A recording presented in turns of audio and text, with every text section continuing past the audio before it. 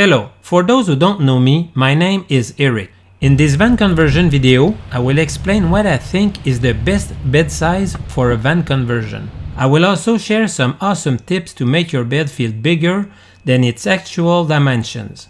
This video is good for any size van. The video will answer the following questions. Do you need a full bed width in your van? Do you need the same bed size as at home? What bed size should be optimal? First thing I would say, as said in my video, bed design mistakes, I would definitely not do a single bed. I will not do this for two reasons. First, if you are single, you may not be single forever.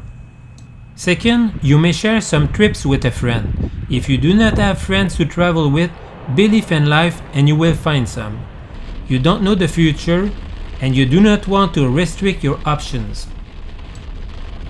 I know, some will comment that they have an expensive bike and need the space. For those people who are converting a minivan, I would suggest you invest to carry bikes on a locked roof rack. That's what I do.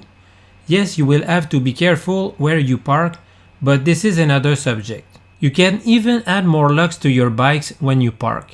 When you live minimalist, you effectively have to think outside the box. Second bed size tip. You must have room for the pillow that goes above your head. There's two solutions here. If you have the space for it, you simply give an extra 4 inches to your bed length. This will depend on your pillow size. If you do not have the extra space available, do as I've done for decades in car camping. Let your feet hang at the end of the bed. That is not too bad. You may even find this more relaxing for your ankles. This allows you to have a shorter bed length. Third bed size tip. You cannot sleep comfortably wedged in length. You have to rethink your layout design if you are stuck or planning such a design. See my two videos that talk about this. Layout choices and hating bed mistakes. Fourth bed size tip. Being wedged in length is bad, but being wedged in width is good. I explain myself. If you sleep in a bed that is in the middle of a room, you will definitely need extra bed width. Effectively, you need some extra inches to avoid falling off that bed. If your bed is by a wall, you can lean yourself on that wall and you won't fall. You may even find this quite comfortable. This can help provide more room between yourself and the other person with whom you sleep. Having a layout design that allows you a wall on each side of the bed is just awesome. Both people can lean on their respective wall to provide more room to each other. You won't stay leaning on a wall all night, but it gives you sleeping position options. This also means that the fifth tip is to have a storage unit that provides a wall to lean on, and no door handles or anything else that may be in the way of your back. Also, consider that shelves won't be comfortable on your back. Sixth tip. If you are not with your lover but with a friend, you can sleep head to toe. This allows more room between the two of you and requires less bed width. One person just has to be in a sleeping bag and the other under the bed sheets. This I do often when traveling with surf buddies. Now, here's one that I am quite proud. The seventh one. I did a storage access that I call the gob. This is a catch-all to dump any large piece of clothing. This is quite useful for easy storage, but it also has a second function. When sleeping, I can enter a knee inside the gob. The cabinet can act as a wall when you are sleeping on your side, and when you switch sleeping position, you insert a knee inside. This increases the width of the bed and provides much more room. That's another sleeping position option. 7 tips to optimize your bed size. This is good. Now, with this in mind, we can get our measuring tape. But first, let's do some camping comparisons. I have done lots of backpacking, canoe camping, and bike touring. In those activities, you need to be minimalist. Here are some camping mattresses that I have used over the years. The blue one is 20 3/4 inches wide. The ridge rest one is 20 inches wide.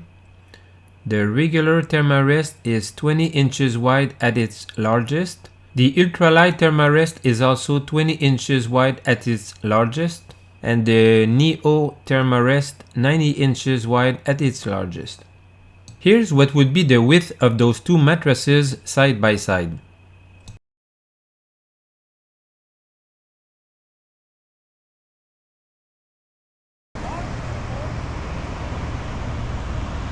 Finally, here are the world-renowned Westphalia's bed dimensions comparison.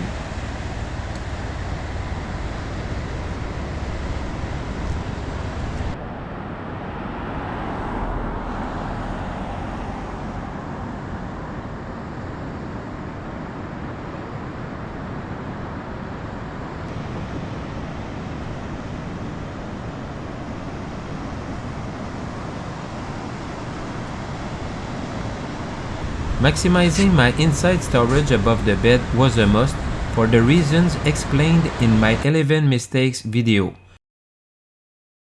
That's why limiting my bed width was necessary. My bed dimensions choice was fixed to 44 inches by 6 feet 2 inches with the advantages of the walls to lean on both sides plus the gob for the extra knee space. This gives me a bed between 44 inches by 6 feet 2 inches and 50 inches by 6 feet 2 inches with that gob, which is an equivalent that is much larger than the largest bed ever built in a Westphalia.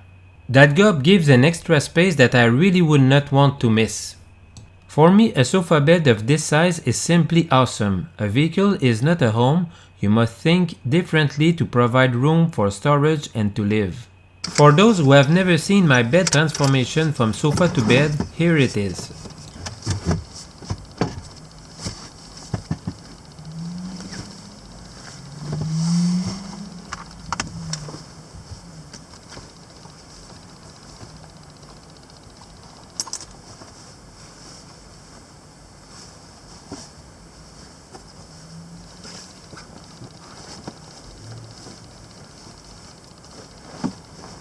Having a boot seat to eat and prepare a meal is just awesome.